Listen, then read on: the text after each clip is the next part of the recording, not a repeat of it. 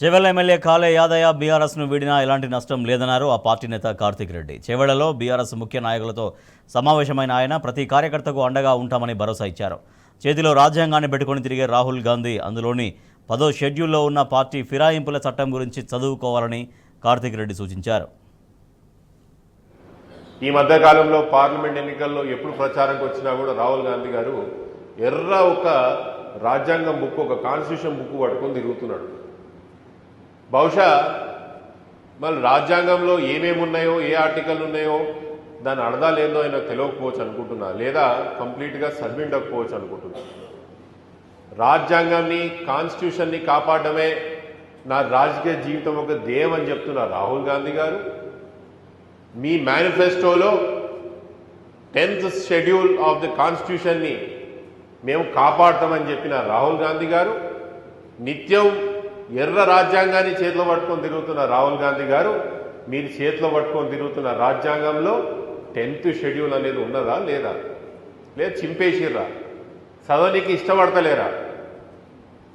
యథేచ్ఛగా కాంగ్రెస్ పార్టీ ఇక్కడున్న బీఆర్ఎస్ పార్టీని ఎమ్మెల్యేలని తీసుకుపోవడమే కాకుండా ఢిల్లీకి తీసుకొచ్చి మరీ మీతో కల్పిస్తున్నారే. మీకు రాజ్యాంగం పట్ల నిజంగా గౌరవం ఉందా రాహుల్ గాంధీ గారు అని నేను అడుగుతున్నాను.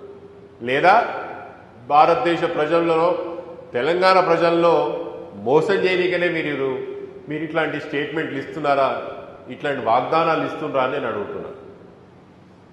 తెలంగాణ సమాజం చాలా గొప్పది.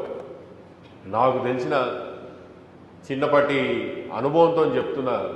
మనం అనుకోవచ్చు, అధికారంలో చాలామంది అనుకుంటారు, మనం ఏం చేసినా నడుస్తుంది, ప్రజలు ఇప్పుడు ఎవరు మనం అడ్డుపడతలేరు కదా, మనం ఏం చేసినా నడుస్తుంది, ఇప్పుడు ఎవరు అడుగుతలేడు కదా. కానీ తెలంగాణ సమాజం ప్రతి ఒక్క విషయం గమనిస్తుంది.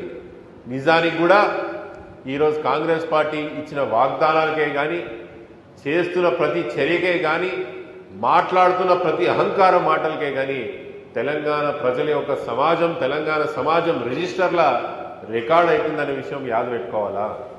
ఆ రోజున్న రాజకీయ పరిస్థితుల్లో మమ్మల్ని కాంగ్రెస్ పార్టీ మా పట్ల ప్రవర్తించిన పద్ధతికి నచ్చక మనసు విరిగిపోయి ఆ రోజు మేము పార్టీ మారినాం. కానీ అట్లాంటి పరిస్థితులు ఏమి లేవు. కేసీఆర్ గారిని, టీఆర్ఎస్ పార్టీని ఈ జిల్లాలో తిరుగులేని శక్తిగా తీర్చిదిద్దాలని నమ్మగారు ప్రయత్నం చేస్తున్నారు. తద్వారా ఉడతబట్టిగా మేము కూడా ప్రయత్నం చేస్తాం. చేవెళ్ల ప్రాంత ప్రజలకి అంత మంచి జరుగుతుందని యాద్ చేస్తున్నా. జోనింగ్ విషయం, 111 జోనింగ్ విషయమే కానీ, చేవెళ్లలో హైవే విషయమే కానీ ఎంత తొందర మొదలు పెడితే అంత మంచిది. లేదా ముమ్మాటికి బీఆర్ఎస్ పార్టీ ఉద్యమ కార్యాచరణ ఒకటి మొదలు పెడుతుంది. పెద్ద ఎత్తున గ్రామాల్లో ఈ 2 అంశాల మీద చర్చ పెట్టిస్తాం, కార్యక్రమాలు చేస్తాం, పోరాటం చేస్తాం.